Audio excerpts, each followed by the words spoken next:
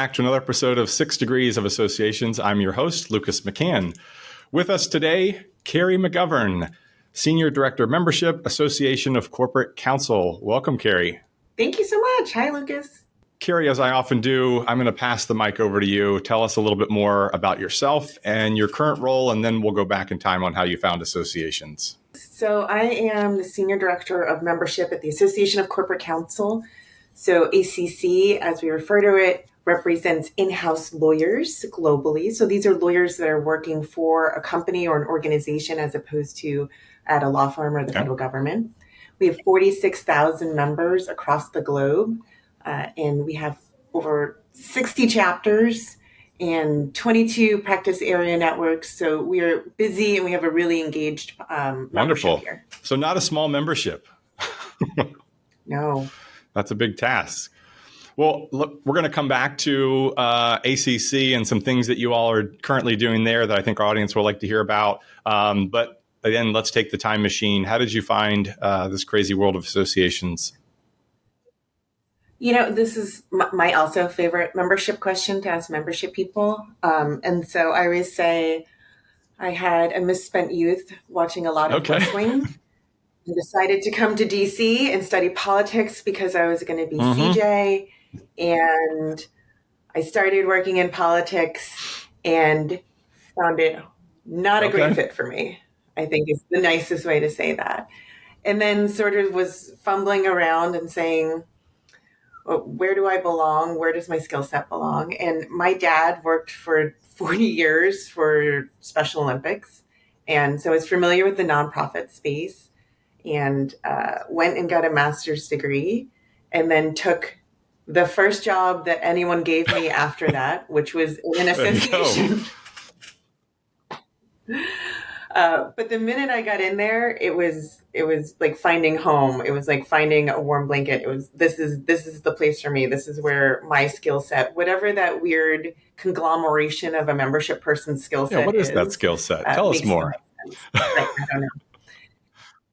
You know, I worked at one place where I could reset the router and, you know, write a board report at the same time. So I don't think that there's a good box of what makes a good membership professional. At a high level, it's somebody in my experience who can wear at least 18 hats seemingly at once. They're really just flipping them on and off, but so quickly that you sometimes can't tell. Is that fair? Yeah. Yeah, I think that's very accurate. Well, what is it about associations, or maybe more specifically membership, that's has kept you in here within associations and that specific area? I had a great opportunity early in my career to be shown how it's done the right way, and that is with systems thinking, being really knowledgeable about your database and understanding the power of these systems to make informed decisions. And then I went to other associations where that was not the thinking. And I was able to apply some of that as my career grew. And after that, once you speak the membership language and you find your people, it's really easy to get comfortable and grow and find the richness within it. I'm glad you brought up the systems piece. I think some people think membership initially is just you have to be somebody who is so personable. You're talking to people all day long. It's you one-on-one or you one on a group. And there is some of that. But tell us a little bit more about what you learned early on, specifically about how these systems. And you obviously couldn't reach 46,000 members individually. So you're leaning on systems pretty heavily lately, I assume. Leaning on systems, but always been leaning on systems. We talk about databases all the time in the membership world, but it's because it's the absolute lifeblood of what we know about our members or what we want to know about our members. And there's so much information in there. We talk all the time, even just about data structure. Is this data structured in the right way to get us the right information so that we can deliver personalized service? Yeah. Well, and there is so much data in a database, and the bigger the association, the more information you get, the more complicated I feel like it becomes to really understand what is this data telling you and what information is the most valuable. So, we talked a little bit more about you're counting lots of things, right? You're trying to grow in certain areas, and there's all this information, and which is the most important. how do you decipher when you're looking within that database what is making sense and is really more in line with your mission versus what might just be a vanity statistic, if I can call it that? No, absolutely. We jokingly say sometimes membership professionals are professional counters because what's your number? What's your target growth? And I'm always interested in the why. Why do we want to grow? What is the purpose of the growth? What is it going to gain us uh, to our value proposition? We talk data and information all the time within my team. So this is an interesting bit of data. How do we turn it into information? How do we turn it into something actionable? So that's great. We have all these pie charts that have the demographic breakdown of our 46,000 members across the globe. Spectacular. There it is. There's the chart. We did it. We made a chart. You're done. Right? Like, what are we going to do? Like, what's next? Like, do we see any trends in this chart? Is this chart not showing any trends? Is it just displaying data as opposed to like displaying information that people can take action on? So we talk a lot about that internally. We're always going to be counters. Everyone's going to always ask me what the membership number is, and I'm always going to have an answer for them.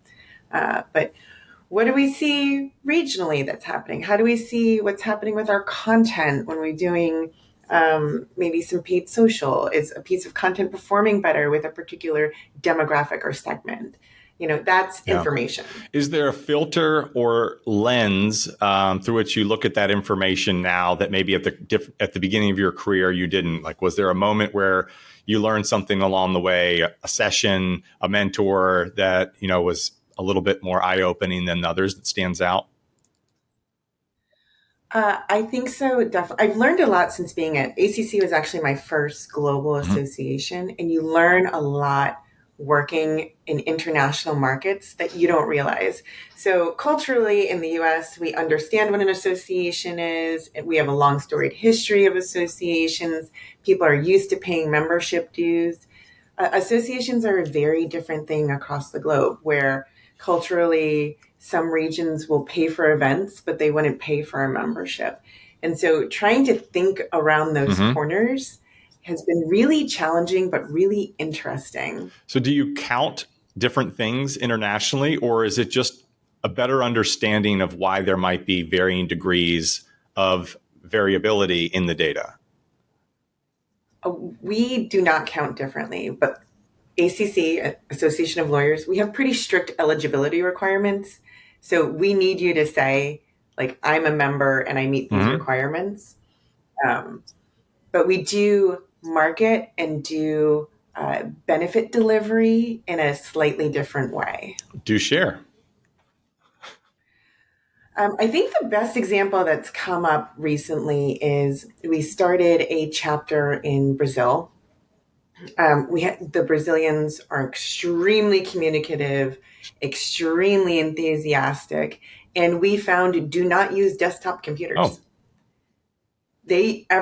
All of their work culturally, they do on apps and app-based. So we have this membership app that we developed last year, and all of a sudden we were just flooded with, I'll say, constructive criticism about functionality and what they want to do and how they want to do it and to be able to interact with each other. But it was actually kind of refreshing, to tell you the truth, that I was like, I'm glad you're actually using it. That's spectacular news. That's great.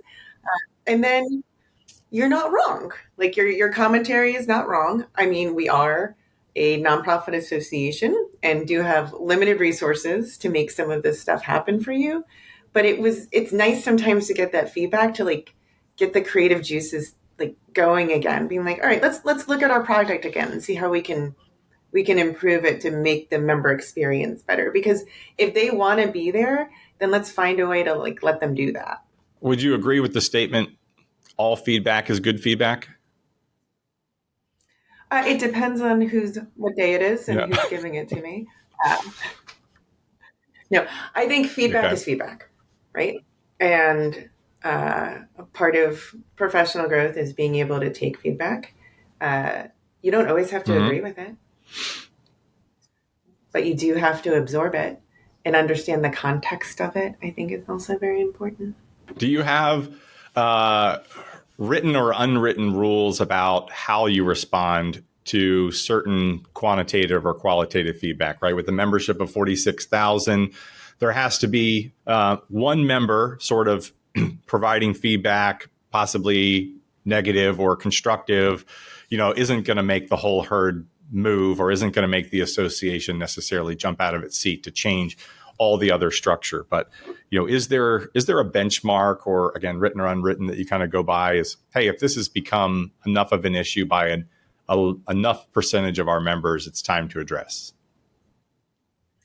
You really have to lean on your frontline people. For us, that's our customer Mm-hmm. service department. They're always hearing Yeah. things first, right? If the first time I'm hearing about something is because it's bubbled up to a volunteer leader or board level, I get nervous because we should have heard it already, from our membership associates. And then when that happens, I don't know. There's a lot about like you want to look into the data and see what it is. A lot of this is like about instinct, right? And it's like, why is everyone having so much trouble resetting their password? Like, why is this Yeah. happening? And then going in and saying, oh, maybe we should just Yeah. move the button to someplace. Like it can be that Right. simple, right? Like we don't have to like do a whole analysis. Like we can do some quick guesswork in the Just interim. get right to the root of, no, we don't need to staff more people to respond to these. We just need to fix the cause. Yeah. And sometimes you're going to receive feedback that is maybe in opposition to your vision and mission of the organization. And that is something you just have to accept as part of doing Yeah. business. I think personally, as an employee and as a supervisor, one thing I learned is to not react. And this is a continuous learning Sure. process for me. As anyone will tell you that's been in a meeting with me, I have a really hard time controlling my facial features at any point. But sometimes you always just have to take a beat. And I always say, like, think of the thing that you're going to say when you feel like you're about to react to something, And so the thing that I say is, oh, I hear this. That's interesting. I need to reflect on it so that I'm not immediately like point, counterpoint, and all the things and the reasons you're wrong and the reasons that I'm clearly like right. And I learned this from an old supervisor who became a mentor to me when I was in one of my first director roles in an executive team meeting, making an argument for something I was very passionate about. And I was not getting the feedback or the reaction or the accolades. No one threw confetti Yeah. out in the room on my brilliant idea. And later he said to me, he's like, you weren't wrong, but there is power in silence sometimes. And I think about that all the time, every time I walk into a meeting. How you react and how you don't react are so critical to how people are going to receive information from you. Absolutely. I heard that described once from an outside facilitator that we worked with, was when you receive the feedback, before you just swallow it and try to digest it immediately, just sort of put it in your hand and weigh it. Is this something that, calculate who it's coming from, understand their perspective, understand, is this something that does need to be addressed? If it's feedback that doesn't, maybe you just put it down. If it is something that is a real concern that needs to be addressed, okay, then eat it and deal with it. But before you swallow everything, and as you said, react immediately, just kind of weigh it. I like that approach. Yeah. Well, ACC has received some positive feedback recently, and I do want to talk about that in just a minute. But going back to some of the things that you count, you said membership people are counters, and why are we counting this? And the intent, I'm assuming, is to grow, right? To further the mission. I guess my question is growth always the answer? That is a really interesting question. It's a very interesting question to ask people who are membership professionals and whose livelihood are based on these growth goals. So I generally think growth is a good thing as long as you're growing for the right reason and the growth feeds the community of people that you're supposed to be supporting. One thing we looked at with ACC is we were growing. The probably 70% of our membership is U.S. based, and we started getting feedback about, oh, none of your resources really fit into our the work I do in Mhm. Europe, right? Because I don't have to follow these privacy laws and all this stuff. So we sat and we thought about, well, really no one is doing one region based work anymore, right? So the idea of focusing on a multinational company growth, so saying we are a global association of lawyers. You at some point are probably as a business going to have to do business with a company in another country or region or a different legal Mhm. system, and we can provide the broad resources for that work. Yeah. So that is it fair to say that's a growth area in terms of the value? Is it more like grow the value, lead the programs, the members follow? Is that a It's about looking how you want to grow. So instead of just saying I need to get this number to be a bigger number, what is that? What is that the people number? that make right the people that make up that number, are they the kind of people that we want in this association? Because those are the people that are going to get the most value Right. out of it. Yeah, it's sometimes tempting, and maybe not unique to associations, all aspects of business, to sort of be everything to everyone. And at some point, you have to make the decision that we can't do that. It's not efficient. And within the bell curve, somewhere, I need to find out where the most value uh, is generated from the biggest injection of resources. Yeah, so we traditionally ACC brings on about 8 to 9,000 new members a It's great. year. So as a percentage of our overall growth, that's a big Yeah. number. So one of the things we've been working on, especially with the last couple of years, is really bolstering the retention side. So retention is not as sexy. Acquisition is like that's what everyone's talking about. You got Got to to get the new grow. members, you got to onboard them, right? But like really digging in on the retention side and seeing benefit utilization so that we don't have to spend as much time on the acquisition side. Yeah, two sides to growth, right? Filling up the bucket and I'd say plugging the right holes. Because what I also heard you say is directing the value at the specific segment within the industry that you want to focus on. So if you're adding 7,000 or 8,000 new members a year, maybe it's okay if there are 2,500 members dropping off because that segment represents the area where you've identified isn't using the most benefits, isn't really the target market. Did I mishear? Yeah. Yeah, absolutely. Not that that's anything I would ever write in a board report, Well, but that is the sort of the theory, is that like we want it to be yeah. sticky, and it's going to be sticky if you find value, and I can serve it up on a plate for you. But if you don't want to eat dinner, you don't want to eat dinner. Yeah, it's not talked about as much. I feel like the quality of the membership, or maybe we refer to that generally as an engagement of the membership. But I think there's another element that's not measured as often enough, and that is the quality of the membership. Meaning, if you're selling to a vendor or you want to partner with somebody who's going to bring in and support an event or an initiative or a program, how do you measure the quality of that membership, right? Because you could just sell to everybody and create a price point Mhm. that everybody come on in. You could have 80,000 members if you wanted to. But is there a measurement of the quality, or how do you look at that? We talk about this all the time when we talk about pricing. I'm like, oh, I could get us 40,000 members. Can membership be five Yeah. dollars?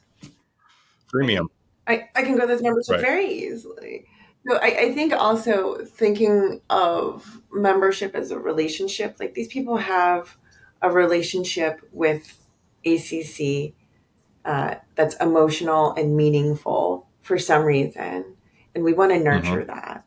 It has to be bigger than, because we don't, as an association, we don't benefit from having like a certification that's required, or we don't own the marketplace. We're not an advocacy organization. So really, it's education, resources, networking. And a lot of that is developed out of that community of people who are the core values of ACC. Yeah.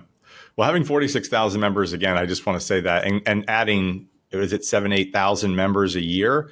That's really impressive. You don't do that by accident. You've clearly developed some systems and some programs, and you've won some awards recently for these systems and programs. Can you talk a little bit about some of the rewards? Let's celebrate.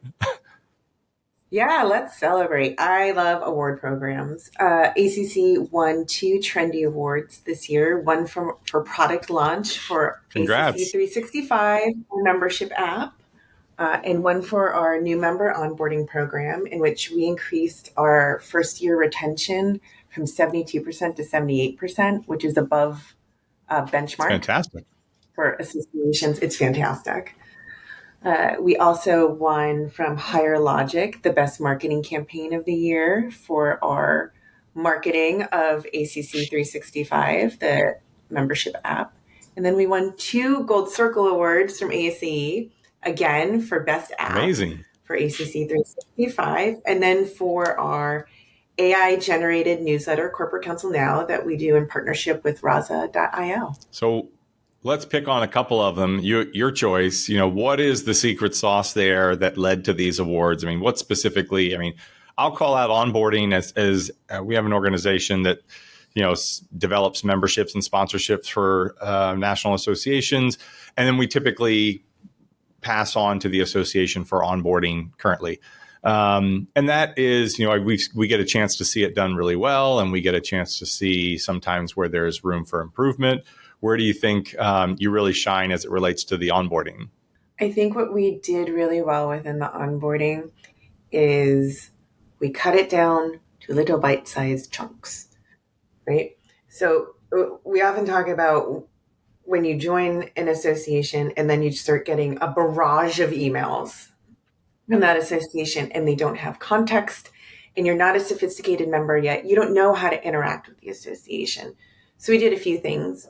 Is we put all new members on a 90-day member list, and we suppress them from almost every single email that is coming out of this organization, because they don't know the difference yet between a sponsored e-blast and a piece of content that was generated by ACC. And they're gonna be like, what is all this? This makes no sense.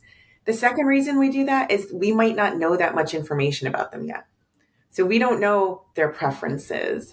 We don't know maybe their area of practice. So we don't know how to personalize content to them yet. So this onboarding series gives us an opportunity to learn more about the member. A lot of them don't even know that they've joined the association because they've been added to a group membership. We call that a corporate membership by an admin in a department. And all of a sudden they're hearing from us about registering for a webinar, and it's a very confusing experience. So we get to learn about them. We get to teach them how to be a member and say, okay, these are the important things for you to do. So like go in and log in, like upload a picture. Here are your communication preferences so that we know how you want to hear from us. And then it gets a little bit more sophisticated as we go through the series. We introduce them to their chapter. Some of our chapters do specific outreach to them. We introduce them to our networks. So these are practice area specific groups where we have the highest engagement. So it's really important to us that we get them involved there. And then we start talking about benefit utilization. So I tend to focus on things that they can do right away. So we're not going to go to a new member when our annual meeting is in October and January and say like, oh, you should attend the annual meeting. They're not ready for that. But what they can do tomorrow is attend a webinar. So we're going to send them a list of our upcoming webcast schedule so that they can join a webinar. And then we do a survey at the end of our onboarding series that just says, what do you think? How is it going? Do you need one of us to reach out to you? Are you confused about anything? Are you happy? And that gives us a lot of data so that we can start understanding the needs of someone that might be an at-risk member, especially if they're at a company that is a high-profile company. We want to know. We want to keep those people really happy. Yeah, that's really good information. I mean, it is sometimes tempting to just sort of get a new member and plug them into the machine, if you will, right? And just start letting the stuff hit them, whether they know it or not. But this idea that you carved out a specific sort of customized on ramp, right? I mean, that's what it is. You got to sort of ease them into the highway of stuff that they're going to get after that period. But you're also gathering a lot of information and being really strategic about what you introduce them to and when. I really like that. That is absolutely award worthy, by the way, Carrie. Well done. Thank you. Well, tell us about another one that you're proud of, because it's a long list, but Oh, it is a long list. Listen, this membership app has been a journey. I've been in the association space for a long time and dealt with so many technologies, but I never dealt outside of an event app with a 24 or not a 24, but a 365-day year-round membership app. And I want to tell you a really good story that we did, um, like case studies and member interviews, and really had like there was a hole in the marketplace that we were filling, but that is not what happened. We were told build an app, and so we said okay, right. Uh, but again, this is like a great opportunity to really be creative in a way that you don't get to sometimes. And anyone on the staff will laugh, but like last year, the only words I ever said in any meeting was, "Can you put it on the app? What about the app? Can we utilize the app in some way?" And sometimes you do have to be the spokesperson and the broken record for something internally. Uh, but once we started doing it, I felt people were like, "Oh, we thought this would be a really good piece of content for the app." And I thought, "Oh, that's really interesting, right?" We had really aggressive metrics to meet. So we had about 10% of our membership that we needed to download it. 10% of our downloads, we needed to engage in some way with a piece of content or a feature of the app. And then we needed them to rate it at least 4 out of 6 stars. okay. 6 stars. I like Uh, that. yes. No, my CEO hates a 5 point Okay. scale. She's like, everyone will always choose 10 a 3. points out, So like 5 points out, six Yeah. it is. Yeah. it's got to be an even point scale, so that like a 1 to 6, because you're either like it's okay, or it's like Yeah. great. All right. So at least 4 out of 6. Yeah. At least 4 out of 6. And so everyone really came together at the end, and it was fun. So we did a lot of like activations at our annual meeting. We had stickers made. I had a Zoom background put up. We ended up running specials. And what we found with app development is people like things that are exclusive and discounted early access. And that's sort of been our paradigm going forward. Absolutely. Just give our audience a little bit of sense of the timeline, because it's not something that happens overnight. And as you said, I think the most important piece is over whatever timeline that you continue to promote it, you have a champion, you have somebody who's focused. But give us a sense of the timeline, maybe start to, it doesn't really finish, it's ongoing, but a launch maybe. Yeah. It's ongoing. Technical development took like 3 to 6 months. And then once it was live, and this is with any technology project, you never think it's right. Like you're like, oh, one more week. And we had to do it at some point. So we went live with a pretty good project in October of 23. So we're about 18 months in to having the app so far. And we've seen that consistent growth. It is one of like the emails I put in our new member onboarding series is a standalone is download the app, because unlike a member of ACC that's been a member for a long time, they don't have a new member doesn't necessarily have a particular way they think they should be interacting with ACC. So we have an opportunity to show them that there's a new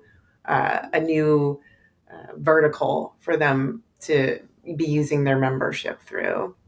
I learned a lot about RSS feeds, and we built in our SSO so that our members don't have to separately log in to our community platform. They can just, when they open the app, they're logged in and they can go directly to their communities through there. And right now we're working on building in our job board because, and this is pure instinct on me, and I will fully admit that, but I'm like, people are sitting on the bus or on the metro, scrolling their phones and could probably be scrolling jobs. And then we find a source of non-dues revenue through there somehow. So looking at monetizing different pieces of it. Or they are looking for a job, maybe just not on your job board. And if you can make this an easy, fewest clicks possible into an industry specific job board, that's a win. Right. Right. So it's really exciting. A lot of what we did was hardcore old school marketing. We sent a lot of emails. We gave away gift cards. We had signage all over. Like I said, I had like a Zoom background with a QR code on it. They were joking at our annual meeting last year that it's like the ACC 365 meeting because there was so much signage about it. I made them put stickers on like the welcome refreshments for the app. All of it. Yes, and. Yeah. But again, to your point, it's like I was a vocal advocate, and I'm in a position in this organization where I think I had a little influence on what got marketed and when. And I think that's part of when you build teams, especially product launch teams or working teams, you have to make sure that you're cognizant of the makeup of the team, not only cross-functionally, but who is someone that can get things done internally. Yeah. And everything, I feel like in today's sort of culture in general, there's things that come and go and trends move more quickly and there's fads. And within the organization, there's a lot of initiatives and programs that will come and go. But if you continue to stay at it, and I don't want to use the squeaky wheel, it's like the continued champion of this, people will start to set over time. This is real. This is here to stay. This isn't one of those programs that we talk about, we try it, and then we walk away in a year, right? This is a big deal. I think all projects die in the far off phase 2. Like it's always like, we'll do that in phase 2. It's like, when's phase 2? After phase 1. Like we never quite get there. Absolutely. Well, switching gears for a second, Carrie, how about some fun questions? So I like to ask a staple question. What's something you look forward to every calendar year? It's like the first thing on your calendar. You get excited about it. It's always going to be there. Can't get pushed. I am a huge Broadway nerd and have season tickets to the Kennedy Center, and so it actually we just renewed. But when that brochure hits, you're on it. I get very excited about that. What's the best thing you've seen recently? Oh, we saw the Macbeth that was at the Shakespeare Theater that had Ralph Fiennes in it, Lord Voldemort. That was quite good. And we just saw Mozart and the Magic Flute. Oh. And it was this reimagining of it that was really wonderful. It was, I was actually quite surprised. Is it a full family affair? We're getting there. So like this year, so we're taking like the kids we took them to Hamilton and Wicked. Mm-hmm. And then we're taking them to Back to the Future, the musical. Oh, there you go. Yeah. I'm like, flying cars, this is going to be spectacular for you. Very cool. Well, I feel like you've already kind of answered this, but I'm going to ask you for another one. What is something that we couldn't find out about Carrie on the internet or on your resume? Probably that. I also, I read a lot of like fantasy books or like anything with a fairy or an elf in it. I'm probably read it. Or any like reimagining of like a Greek mythology. That's like very my zone. Both of my kids, funny enough, are into that. Any movies they want to watch, my wife makes him read the books. So my daughter just finished Hunger Games series, and so because she really wanted to watch the movies, and so she's on movie too. But that was a prerequisite. Like, you really want to see the movie, you read the book, and they're falling in love more with the book. And as you can imagine, they're like, "Wait, they left out some of the best parts," and it becomes more like that when we finally get to the movies. I tried to do this with Harry Potter with my oldest, but reading Harry Potter is actually really hard because of all of like the accent Mm-hmm. work. Like especially Yeah. Hagrid. Like I was trying to read it aloud to him and I was like, I can't. Like we can't do this. Like we'll just wait. We'll just watch the movie. We did that with our son too, and he got frustrated that we weren't available enough because he wanted to just read the whole thing all day long. And so earlier than he probably didn't understand like maybe 50% of the words. And he just picked up the book and we found him in his room just trying to finish it so he could get to the movies. But I think he got enough of it to understand. It was fun. Oh. That's funny. Well, unfortunately, Kira, I have the task at the end of our shows to wrap us up, but I would love to hear if there's somebody in your network that you believe our audience would benefit from hearing from. Absolutely. I think that you need to talk to Latoya Tapscott. And she's the Senior Director of Digital Health Communities at Chime. I had the great pleasure of being her coworker for several years before she left, and I think she's an absolute rising star. Wonderful. Look forward to it. Well, thank you again, Carrie, for your time, and appreciate the referral from your network. And we will reach out and hopefully get something scheduled. Awesome. Thanks so much, Lucas. This Our was fun. pleasure. Thanks, Carrie.